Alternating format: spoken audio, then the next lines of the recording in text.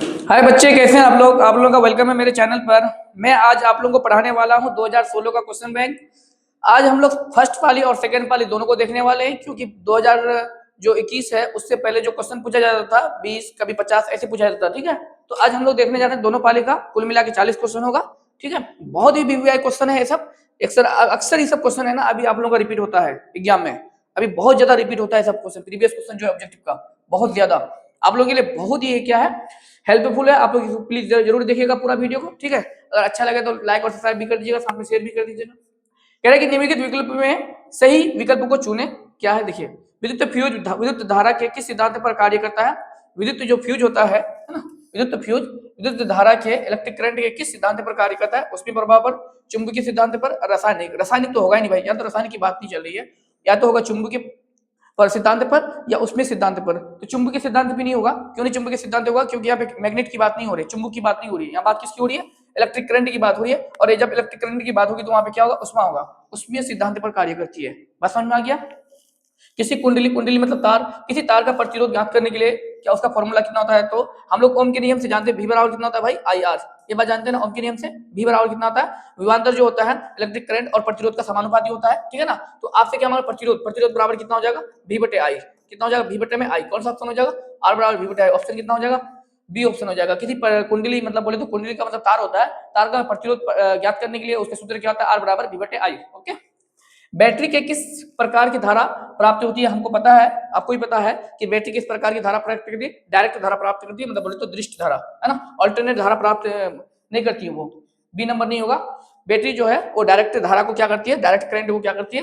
प्राप्त करती है। ठीक है, आगे वाला क्वेश्चन हम लोग देखते हैं क्या है। बोल रहा है कि दाढ़ी बनाने के लिए, देखो ये क्वेश्चन बहुत बार घुमा घुमा के आता है। कभी दाढ़ी बनाने के लिए हो गया, कभी सैलून के लिए हो जाएगा। ठीक है ना, तो सैलून में या दाढ़ी बनाने के लिए किस प्रकार के दर्पण का उपयोग किया जाता है? हम लोग जानते हैं कि दाढ़ी बनाने के लिए या सैलून में किस प्रकार का दर्पण हम लोग इस्तेमाल करते हैं? अवतल दर्पण का इस्तेमाल करते हैं। दाढ़ी बनाने के लिए हम लोग किस दर्पण का इस्तेमाल करते हैं? अवतल दर्पण का इस्तेमाल करते हैं। और बहुत सारा इसका मतलब उपयोग है, और मतलब अलग अलग ऑब्जेक्टिव आते जाएगा, पढ़ते जाइएगा। विभवांतर का सही मात्रक क्या होता है? वोल्ट तो नहीं होगा, एम्पियर तो नहीं होगा, कूलम वॉट। तो विभवांतर का सही मात्रक क्या होता है? वोल्ट होता है। सॉरी, वोल्ट नहीं होता है, वोल्ट ही होता है। वाट तो किसका हो जाएगा? शक्ति का हो जाएगा वाट। कूलम जानते हैं चार्ज का, चार्ज का सही मात्रक कितना होता है? कूलम होता है। एम्पियर जानते हैं, धारा का सही मात्रक एम्पियर होता है। ठीक है, प्रकाश के अपवर्तन के कितने नियम है? तो प्रकाश के अपवर्तन के कितने नियम है? दो नियम है। आप लोग ये भी जाने, प्रकाश के परावर्तन की भी दो नियम है, प्रकाश के अपवर्तन की भी क्या है? दो नियम है। प्रकाश के अपवर्तन क्या होता है कि आपतित किरण तथा परावर्तित किरण आपतित बिंदु तीनों क्या होता है? एक ही बिंदु पर होता है। और दूसरी बात क्या होता है? साइन, जो प्रकाश का जो जिया होता है, किसी भी माध्यम के दो जिया का जो अनुपात होता है साइन आई बटे साइन आर, एक क्या होता है? स्थिरांक होता है, मतलब बोले तो कांस्टेंट होता है। वो क्या होता है? प्रकाश के अपवर्तन के नियम होते हैं। ठीक है, कितने नियम होते हैं? दो। ये भी क्वेश्चन और एक क्वेश्चन है प्रकाश का परावर्तन का नियम। दोनों क्वेश्चन बहुत ही बीबीआई है। वो भी बहुत बार पूछ चुका है कि प्रकाश के परावर्तन के कितने नियम है, तो उसका भी आंसर दो होगा। प्रकाश के अपवर्तन के कितने नियम है, उसका भी कितना नियम होगा? दो नियम होता है। ठीक है, एक वोल्ट बराबर कितना होता है? एक जूल बाई एक कूलम। आप सबको जानते हैं ना, एक जूल बाई एक कूलम कहाँ है? ऑप्शन नंबर बी है। तो एक जूल बाई एक कूलम क्या होता है? एक वोल्ट के बराबर होता है।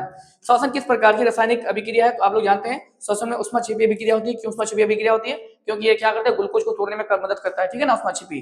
कौन विद्युत का सर्वोत्तम सुचालक है? सबसे अच्छा सुचालक कौन है? कॉपर है, कॉपर है, चांदी है, अल्युमिनियम है और लोहा है। तो इसमें सीयू मतलब कॉपर, एजी मतलब सिल्वर, आई मतलब क्या होता है? अल्युमिनियम, और एफई मतलब क्या होता है? लोहा। तो बताइए सबसे अच्छा जो होता है ना, सर्वोत्तम मतलब बोले तो सबसे अच्छा सुचालक कौन होता है विद्युत का? तो भाई चांदी होता है। चांदी क्या होता है? सबसे अच्छा सुचालक माना गया है। ठीक है ना, चलिए आगे देखते हैं हम लोग। आगे वाला क्वेश्चन क्या कहता है आपसे? आवर्त सारणी के उद्गर्भ स्तंभ को क्या कहलाता है? आवर्त कहलाता है, अपरूप कहलाता है, इनमें से कोई नहीं। वर्ग क्या हो जाएगा भाई? वर्ग होता है। आवर्त सारणी के उद्गर्भ स्तंभ जो होता है वो क्या कहलाता है? वर्ग कहलाता है। और जो ये उद्गर्भ हो गया, और एक क्या होता है? हॉरिजॉन्टल। वो ये तो वर्टिकल हुआ, और हॉरिजॉन्टल क्या कहलाता है? समूह कहलाता है। ठीक है, निम्नलिखित में कौन उपधातु है? उपधातु मतलब बोले तो जो क्या होता है, एक धातु होता है, एक अधातु होता है, उपधातु होता है। ना तो धातु का ना तो अधातु का। जो धातु और अधातु नहीं होता तो क्या होता है? उपधातु होता है। ठीक है ना, लोहा ये मतलब लोहा, ये तो धातु हुआ। कॉपर ये भी क्या होता है? धातु होता है। निकेल ये भी क्या होता है? धातु होता है। लेकिन बी या कैपिटल भी होगा, स्मॉल भी नहीं होगा। क्या होगा? कैपिटल। बोरोन क्या होता है आपका? आपका उपधातु होता है। बोरोन क्या होता है आपका? उपधातु होता है। यहाँ कैपिटल भी होगा। ठीक है, पीतल क्या है? धातु, अधातु, उपधातु, मिश्र धातु। क्या होता है? ब्रास इधर क्या होता है? मिश्र धातु होता है। मतलब मिश्र धातु को हम लोग क्या बोलते हैं? मिश्र धातु क्या होता है? जब बहुत सारे धातु अधातु का मिलकर के बना हुआ होता है तो हम लोग उसको क्या बोलते हैं? मिश्र धातु बोलते हैं। ठीक है ना, ब्रास क्या होता है? एक एलो, एलो है ना, याद आया अभी। ये ब्रास इज एलो, एलो होता है, मतलब बोलते तो मिश्र धातु होता है, ठीक है। धातु अधातु उपधातु क्या होता है, मिश्र धातु होता है पीतल। ओके, आगे वाला देखिए, अम्लीय पीएच का मान कितना होता है, आपको पता है कि 7 से अधिक होगा तो क्या होता है, क्षारीय होता है, 7 से कम होता है तो क्या होगा, अम्लीय होगा, और 7 होगा तो क्या होगा, उदासीन होगा। तो अम्लीय विलयन का पीएच का मान क्या होता है, 7 से कम, 7 से अधिक, तो 7 से क्या हो जाएगा, कम हो जाएगा। अगर यहीं पे अगर क्षारीय होता, क्षारीय विलयन का पीएच का मान क्या होता, 7 से अधिक होता, बोलता है कि उदासीन के पीएच का मान कितना होता, तो क्या होता, 7 होता, ठीक है। सरलतम हाइड्रोकार्बन किसको माना गया, सबसे सरलतम हाइड्रोकार्बन मीथेन को माना गया। कहाँ है methane, methane methane methane methane A number में है। सरलतम हाइड्रोकार्बन किसको माना गया, मीथेन को माना गया, ठीक है। कुटपाद में किसमें पाया था, तो हम लोग जानते हैं कि अमीबा जो है ना, कुटपाद के द्वारा क्या करता है, गति भी करता है और अपना भोजन को भी प्राप्त करता है। कुटपाद के द्वारा अमीबा क्या करती है, गति भी करता है, मतलब चलता भी है, और क्या करता है, उससे भोजन भी करता है अपना, ठीक है। पुष्पी पौधों में जो फूल वाला जो पौधा होता है, उसका लैंगिक जनन क्या होता है, फूलों के द्वारा, पत्तियों के द्वारा, तना के द्वारा, इनमें से कोई नहीं। तो हम लोग जानते हैं, तो पुष्पी पौधों में लैंगिक जनन जो होता है किसके द्वारा होता है, फूलों के द्वारा होता है, ठीक है। निम्न में से कौन उत्सर्जी अंग है, उत्सर्जी अंग कौन सा होता है, जो हम लोगों का बॉडी से अपशिष्ट पदार्थों को बाहर निकलता है, वो क्या होता है, अग्नाशय, आंख, इनमें से कोई नहीं। वृक्क क्या हो जाएगा भाई, वृक्क मतलब बोलो किडनी, किडनी क्या होता है, किडनी क्या करता है, हमारे जो उत्सर्जी अंग होता है, वो उत्सर्जी अंग कौन होता है, किडनी हुआ, फेफड़ा हुआ, ये सब क्या उत्सर्जी अंग है, ठीक है ना। फेफड़ा, किडनी, ये सब क्या होता है, उत्सर्जी अंग होता है, ठीक है। बस समझ में आया। उसके बाद तो कौन सा हो जाएगा आपका, ये देखो काम खराब हो गया इसका, रुक जाइए। तो यहाँ पे पुष्पी पौधे किसका हो जाएगा, फूलों के द्वारा हो जाएगा, क्या हो जाएगा, फूलों के द्वारा हो जाएगा। उसके जमीन में कौन उत्सर्जी अंग है, तो ये क्या हो जाएगा हम लोग का, किडनी हो जाएगा, समझे, क्या हो जाएगा, किडनी हो जाएगा। वृक्क को उसको बोलते हैं साइंटिफिक भाषा में। शुक्राणु बनता है वृष्ण में, मूत्राशय में, गर्भाशय में, अंडाशय में। शुक्राणु कहाँ बनता है, आप लोग सबको जानते हैं, शुक्राणु बनता है कहाँ पे, वृष्ण में, जानते हैं ना। शुक्राणु कहाँ बनता है भाई, वृष्ण में बनता है। चलिए आगे क्या है, निम्न में से कौन रासायनिक, निम्न में से कौन प्राकृतिक संसाधन है, अच्छा प्राकृतिक संसाधन कौन नहीं है, यही कह रहा है। वायु ये तो प्राकृतिक संसाधन है, मृदा मतलब मिट्टी प्राकृतिक संसाधन है, जल ये भी क्या है, प्राकृतिक संसाधन है। लेकिन जीवधारी ये क्या है, प्राकृतिक संसाधन नहीं है ना। ये क्या है, ये आपका भोजन वोजन करता है अपने से, ये स्वयं अपने पर निर्भर रहता है, ठीक है ना, इसलिए प्राकृतिक संसाधन नहीं है। इंसुलिन की कमी से कौन सा होता है, घेंगा, बोनापन, मधुमेह, तो हम लोग जानते हैं डायबिटीज, डायबिटीज को हम लोग साइंटिफिक भाषा में क्या बोलते हैं, मधुमेह बोलते हैं, ठीक है ना। तो इंसुलिन की कमी से हमें कौन सी बीमारी होती है, डायबिटीज होती है, मधुमेह होती है, ओके। अब ग्रुप बी का आ गया, मतलब ये वो प्रथम पाली था, ये शायद सेकंड पाली है, ठीक है ना। तो समतल दर्पण द्वारा बना प्रतिबिंब को क्या होता है, तो हम लोग जब मतलब 7 क्लास से पढ़ते आ रहे हैं कि समतल दर्पण द्वारा बना प्रतिबिंब जो होता है वो क्या होता है भाई, काल्पनिक होता है। जितना मतलब दर्पण के सामने में जितना वस्तु को रखा जाएगा उतना ही मतलब उसका क्या बनता है, उसका प्रतिबिंब बनता है। और दर्पण से जितना दूर रखा जाता है, दर्पण के पीछे उतना ही बड़ा, उतना ही दूरी पर क्या बनता है, उसका प्रतिबिंब बनता है ना। तो समतल द्वारा दर्पण द्वारा बना प्रतिबिंब क्या होता है, काल्पनिक होता है, ये बात आप लोग जानते हैं। निकट दृष्टि दोष को दूर करने के लिए हम लोग किस चीज का इस्तेमाल करते हैं, तो हम लोग अवतल लेंस का इस्तेमाल करते हैं। किसका भाई, निकट दृष्टि दोष को दूर करने के लिए हम लोग किस लेंस का उपयोग करते हैं, तो हम लोग अवतल लेंस का इस्तेमाल करते हैं। मानव नेत्र किस प्रकार का लेंस है, इंसानों को जो आंख है वो किस प्रकार का लेंस है, तो हम लोग जानते हैं उत्तल लेंस। क्या होता है भाई, उत्तल लेंस जो होता है ना, वो क्या होता है, बहुत ही अच्छा होता है इंसानों के लिए, क्योंकि आंख, आदमी का जो आंख है ना, वो भी किस लेंस का काम करता है, उत्तल लेंस का काम करता है। युगांतर को मापने के लिए हम लोग क्या करते हैं, किस यंत्र का इस्तेमाल करते हैं, तो हम लोग जानते हैं वोल्टमीटर का, किसका, वोल्टमीटर का, किसका हम लोग इस्तेमाल करते हैं, वोल्टमीटर का इस्तेमाल हम लोग युगांतर को मापने के लिए करते हैं। अगर एम्पियर होता मतलब धारा होता, तो धारा को मापने के लिए हम लोग क्या करते हैं, तो एमीटर का इस्तेमाल करते हैं। बात समझे कि नहीं समझे। ओमीटर, ओमीटर का विद्युत परिपथ में कौन सा कैसा जोड़ा जाता है, जो ओमीटर होता है, यहाँ है ना थोड़ा सा ओ होगा, है ना। ओमीटर का को विद्युत परिपथ में कैसा जोड़ा जाता है, श्रेणीक्रम सारवध्य, सारवध्य का मतलब जानते हैं ना, सारवध्य का मतलब क्या होता है, समांतर होता है। समांतर का दो नाम होता है, एक समांतर क्रम और एक पार्श्वविद्य बोलता है ना, ए और बी दोनों, इनमें से कोई नहीं। तो हम लोग जानते हैं कि ओमीटर को ना विद्युत परिपथ में श्रेणी क्रम में जोड़ा जाता है, किसमें, श्रेणी क्रम में जोड़ा जाता है, सीरीज में जोड़ा जाता है, ना कि पैरेलल में, ठीक है। उसके बाद है विद्युत धारा का SI मात्रक क्या होता है, बहुत आसान है, आप लोग जानते हैं विद्युत धारा का SI मात्रक क्या होता है। विद्युत धारा का SI मात्रक वोल्ट, कूलम, वॉट, एम्पियर, क्या होता है भाई, एम्पियर होता है, ठीक है ना। उसके बाद क्योंकि वोल्ट है तो क्या हो गया, वोल्ट किसका होता है, उसके बाद कूलम, उसके बाद वाट। तो वोल्ट आप लोग जानते हैं विभवांतर का SI मात्रक वोल्ट होता है, कूलम जानते हैं आवेश का SI मात्रक कूलम होता है, वाट जानते हैं विद्युत शक्ति का SI मात्रक क्या होता है, वाट होता है, ठीक है। और विद्युत धारा का SI मात्रक क्या हो जाएगा, एम्पियर हो जाएगा, ओके। किस लेंस के द्वारा सिर्फ काल्पनिक प्रतिबिंब बनता है, तो हम लोग जानते हैं उत्तल लेंस के द्वारा सिर्फ क्या बनता है, काल्पनिक प्रतिबिंब बनता है। और किस लेंस के द्वारा, उत्तल लेंस के द्वारा सिर्फ क्या बनता है, काल्पनिक प्रतिबिंब बनता है, ओके। अब बोल रहा है कि कॉपर ऑक्साइड प्लस हाइड्रोजन बनाता है कॉपर प्लस जल, ये किस प्रकार का अभिक्रिया है, तो उपचयन अभिक्रिया, अपचयन अभिक्रिया, उदासीनीकरण अभिक्रिया, ड्रॉक्स अभिक्रिया। आप लोग एक बात, उपचयन, अपचयन और उदासीन और अभिक्रिया, तो देखिए ये क्या कर रही है, ये कॉपर है ना CuO प्लस H2, ये क्या बनाती है भाई, कॉपर बनाती है प्लस क्या करती है, जल बनाती है। एक बात आप जानते ही क्या कर रही है कॉपर, कॉपर ऑक्सीजन को क्या कर रही है, हटा रही है ना।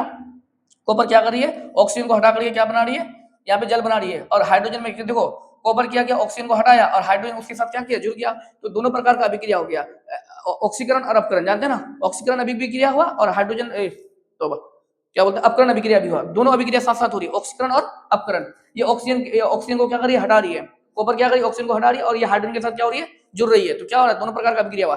जब ऑक्सीकरण और अपकरण दोनों अभिक्रिया साथ साथ होगा तो उसको हम लोग क्या बोलते हैं, रिडॉक्स अभिक्रिया कहते हैं। क्या कहते हैं, रिडॉक्स अभिक्रिया कहते हैं ना। ये बात आप लोग पढ़े होंगे शायद, है ना। जब क्या करती है, जब दोनों अभिक्रिया साथ साथ होती है उसको हम लोग क्या बोलते हैं, रिडॉक्स अभिक्रिया कहलाती है। क्योंकि ये कॉपर क्या कर रही है, ऑक्सीजन को हटा रही है और हाइड्रोजन के साथ वो क्या कर रही है, ऑक्सीजन फिर जुड़ रही है। इससे मतलब दोनों प्रकार का अभिक्रिया हो रही है यहाँ पे। इलेक्ट्रॉन के साथ इलेक्ट्रॉन का स्थानांतरण, मतलब इलेक्ट्रॉन का जब स्थानांतरण करता है, ट्रांसफर होता है, एक जगह से दूसरी जगह इलेक्ट्रॉन जाती है तो उससे बने यौगिक का क्या कहलाता है, विद्युत संयोजी नाम होता है। क्या होता है, विद्युत संयोजी नाम होता है। इलेक्ट्रॉन जब ट्रांसफर होता है एक जगह से दूसरी जगह जाता है तो उसका नाम क्या होता है, उस यौगिक का नाम होता है विद्युत संयोजी नाम होता है। ठीक है। पीतल का उदाहरण क्या होता है, पीतल क्या होता है, धातु है, अधातु है, मिश्र धातु है, उपधातु। अभी हमने बताया आप लोगों को पीतल क्या होता है, ब्रास क्या होता है, ब्रास मिश्र धातु का उदाहरण क्या है भाई, क्या होता है ब्रास जो है ना। अभी देखो दोनों साल पूछा गया है, एक ही क्वेश्चन उसमें भी पूछा गया, फर्स्ट पाली में भी और सेकंड पाली में पूछा गया है। ठीक है। पीतल क्या है, पीतल मिश्र धातु का उदाहरण। ठीक है। उसके बाद देखिए यहाँ क्या लिखा हुआ है, कार्बन हाइड्रोजन से संयुक्त करके क्या बनाता है, तो आप लोग सबको जानते हैं, बहुत सिंपल बात है। कार्बन हाइड्रोजन से संयुक्त करके क्या बनाता है जी, हाइड्रोकार्बन बनाता है ना। याद रखिएगा क्वेश्चन, बहुत भी आई है सिंपल लेकिन है घुमा हुआ, है ना। कार्बन हाइड्रोजन से संयुक्त करके क्या बनाती है, हाइड्रोकार्बन बनाती है। ठीक है। आवर्त सारणी के प्रथम वर्ग को क्या कहलाता है, देखो आवर्त सारणी के प्रथम वर्ग को क्या कहलाता है, क्षारीय धातु कहलाता है। क्या कहलाता है, क्षारीय धातु कहलाता है। आवर्त सारणी के प्रथम वर्ग में कौन कौन सा एलिमेंट होता है बताइए तो कमेंट करके। उसमें क्या क्या होता है, हाइड्रोजन होता है, लिथियम होता है, सोडियम होता है, मैग्नीशियम होता है, फ्रेंसियम होता है ना। इसी तरह का तो धातु होता है ना, उसमें क्षारीय धातु होता है सब। ठीक है। वायुमंडल में कार्बन डाइऑक्साइड गैस की उपस्थिति कितना होता है, तो आप लोगों ने एनसीईआरटी का फर्स्ट चैप्टर पढ़िएगा तो कितना परसेंट, 0.03% लिखा हुआ रहेगा। ठीक है। वायुमंडल में कार्बन डाइऑक्साइड गैस की मात्रा कितनी होती है, 0.03% होती है। ओके। अब देखिए आगे में क्या लिखा हुआ है, OH। हम बताया था आप लोगों को लास्ट क्लास में, अगर लास्ट में OH रहे, क्या रहे लास्ट में OH रहे तो समझ लेना अब क्या होगा, वो क्षार होगा। सिर्फ अगर H होता तो समझ लेना अम्ल होगा। समझे, ये पकड़ने का टेक्निक है थोड़ा सा, आपको कुछ इतना ज्यादा दिमाग लगाने की जरूरत नहीं है। अगर लास्ट में क्या रहेगा, OH रहेगा तो समझ लेना क्या होगा, क्षार होगा। अगर सिर्फ H रहेगा तो समझ लेना क्या होगा, अम्ल होगा। ठीक है। ऑक्सीजन, ऑक्सीजन क्या है, एक प्रकार का हार्मोन है। कैसा हार्मोन है, पादप हार्मोन है, मतलब पादप में पाया था। पादप मतलब बोले तो पेड़ पौधा जी, पेड़ पौधा में पाया जाता है जो हार्मोन है उसका नाम क्या होता है, ऑक्सीजन नाम होता है। क्या नाम होता है, ऑक्सीजन। तो ऑक्सीजन क्या है, एक हार्मोन है। ऑक्सीजन क्या है, एक हार्मोन है। मानव मादा के जनन तंत्र का भाग नहीं है। अच्छा, मादा जो होता है, मादा में कौन ऐसा भाग यहाँ पे नहीं है जो जन तंत्र का नहीं है। तो क्या अंडा से बिल्कुल है, गर्भा से बिल्कुल है, शुक्रवाई का ये नहीं हुआ। ये तो कहाँ पे पाया था, पुरुष में पाया था, है ना, महिला में नहीं, मादा में नहीं पाया था, ये पुरुष में पाया था। ठीक है ना, शुक्रवाई का, अंडिमा ये भी है। ठीक है।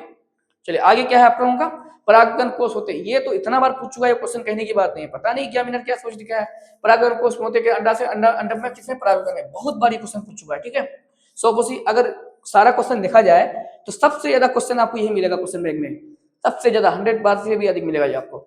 सोपोसी पोषण के लिए आवश्यक है भाई, कार्बन डाइऑक्साइड, क्लोरोफिल, सौर प्रकाश। तो आप जानते हैं सोपोसी क्या होता है, पोषण कैसा होता है, जो अपने ऊपर निर्भर होता है। तो पेड़ पौधा हुआ, तो पेड़ पौधा कार्बन डाइऑक्साइड की भी जरूरत है, क्लोरोफिल की जरूरत है, सौर प्रकाश मतलब धूप की भी जरूरत है, सभी की जरूरत है। इनमें से कितना हो जाएगा, इनमें से सभी हो जाएगा। ठीक है। उसके बाद आगे देखिए क्या है, लास्ट 2 क्वेश्चन। मनुष्य के शरीर में सबसे लंबी ग्रंथि क्या होता है, तो ये आप लोगों ने बचपन यूकेजी एलकेजी से पढ़ करके आते हैं, मास्टर मतलब इसको रटवाता है। बताओ बाबू, मनुष्य का सबसे बड़ा जो ये होता है पार्ट होता है वो कौन सा होता है, तो हम लोग जानते हैं लीवर, है ना। क्या होता है, लीवर। मनुष्य के शरीर का सबसे बड़ी ग्रंथि क्या होती है, तो लीवर होती है। क्या होती है भाई, लीवर। ठीक है। बहुत रटाता है, बचपन से रटवाता है क्वेश्चन। पादप हार्मोन का उदाहरण क्या है, पादप मतलब बोले तो वही, अभी देखो इससे पहले वो पूछा था, ये देखिए, ये थोड़ा सा देखिए, देखिए, अरे क्या हुआ, हो गया क्या वो, ओहो, अभी मतलब पादप हार्मोन के बारे में नहीं आया था।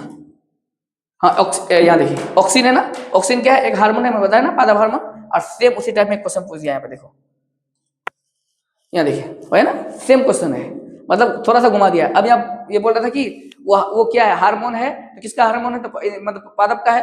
लेकिन यहाँ पता है कि पादप हार्मोन का उदाहरण कौन है बताइए, है ना। डायरेक्ट क्या लगा देंगे, एड्रिनल, एस्ट्रोजन, ऑक्सीजन, तो क्या हो जाएगा, ऑक्सीजन हो जाएगा। क्या हो जाएगा, ऑक्सीजन। क्वेश्चन सेम है, थोड़ा सा उल्टा पुल्टी कर दिया। ठीक है। तो अब हम लोग नेक्स्ट क्लास में मिलते हैं 2000 क्वेश्चन बैंक 2017 का लेकर के। आप लोग प्लीज मेरे चैनल को अगर सब्सक्राइब नहीं किए हैं और तो प्लीज सब्सक्राइब कर दीजिएगा और लाइक और शेयर तो जरूर कर दीजिएगा।